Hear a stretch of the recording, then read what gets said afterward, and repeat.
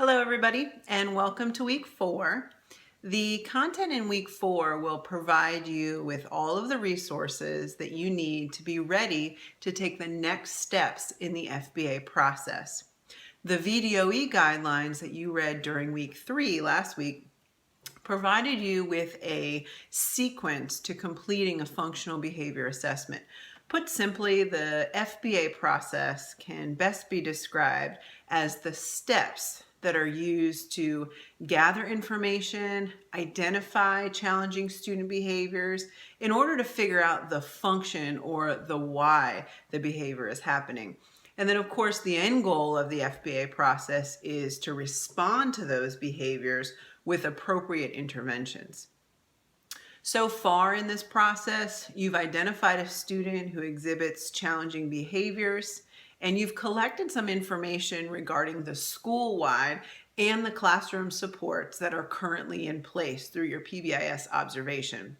Now we're going to gather some information using some more precise methods and tools. When you review the content for week 4, you'll notice that there are 2 presentations that have been prepared to guide your learning. One of them is called indirect assessments and the other one is called direct assessments. Typically, we think of assessments as tests or quizzes to test an academic understanding, but really assessments are any tools that provide data. The indirect assessment tools that we'll discuss this week will prepare you for the FBA interview assignment, which is due this Sunday. The direct assessment tools section will get you thinking about conducting your student observation and preparing your FBA assignment that'll be due later. If you take a close look at the process, you'll see that we first attempt to gain an understanding about student behavior by looking at all of the conditions that surround the student. And then we really zoom in to focus on the actual behavior.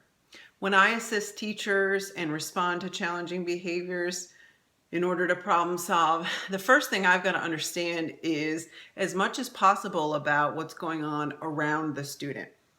All of these factors contribute and support the student's behaviors. And in fact, these factors maintain or continue the student behaviors.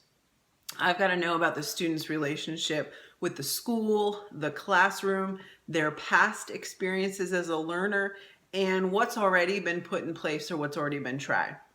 This is all before I even lay my eyes on the student or can pick them out of a crowd. In addition to your FBA interview assignment, we've also got a discussion board this week, and it's an opportunity for you to report on and share some of those practices that you observed during your school-wide PBIS observations. We hope that this opportunity to share and converse about the things you saw will support your own practice and help you kind of create a bank of ideas of things that you think might be appropriate for your current or future student populations. An important thing to consider this week when you meet with the teacher to discuss the interview is to take care of the permission to observe form that will be necessary for some of you. You'll need to get a form signed by a parent or guardian of the student you plan to observe. Get that process going this week so that you'll have it signed and back at school in time for your observation. You'll find all the details about this form, who it applies to, and whether or not you'll need to take care of it in the weekly folder. Lastly, you'll see some extra resources in the 4th tab for you. If you get a chance, there's some links to some really great discussions happening in our discussion board, and there's a neat PBIS video that has been recognized nationally. You'll see a principal really go above and beyond, and I'd like you to consider as you look at it whether or not you think that would be motivating for your students. Keep using that Ask Your Instructor tab, and please let us know if you need anything. Have a great week.